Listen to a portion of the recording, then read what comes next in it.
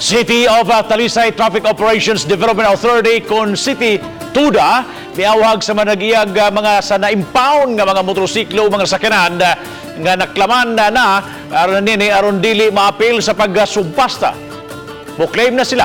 Si Chona Carrion na doon ay live update kamahin nini. Chona?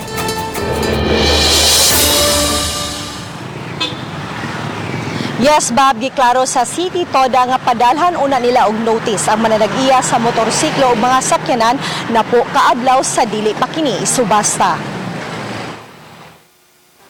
Sukad sa miaging tuig moabot na sa 161 na ka mga motorsiklo, pribadong sakyanan, tricycle ug e-bike ang na-impound sa CT-TODA. Tungod niini, plano karon sa CT-TODA nga ipasubasta kini aron usab mahawanan ang impounding area. Paglikay usab kini sa aksidente tungod sa nagpundo nga gasolina sa mga sakyanan nga na-impound.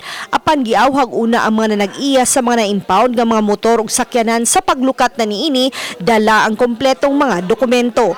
Mato ni Joy Tumulak, ang hepe sa CT-TODA, nga ang ordinansa sa dakbayan naglatid nga isubasta ang mga motor ug sakyanan na impound kung dili kini malukat sa tag-iya human sa duha ka buwan. Hinuon gidugang ni Tumulak nga magpadala sila og notice sa mga registered owner na po kaadlaw sa dili pa ang subasta aron aduna pa sila higayon sa paglukat. After 2 months, pwede na namong i-rekomendar nga among ipa-public auction.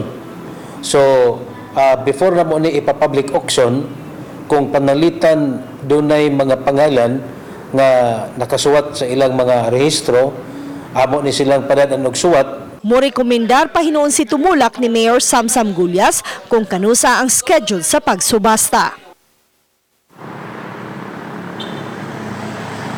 Yes, Bob, kasagaran ni ining mga na-impound nga mga sakyanan og motorsiklo nalambigit sa vehicular accidents. Ang uban nagmaneho nga way lisensya og rehistro. Bob? Thank you so much, Chona Carrion, sa imong live report.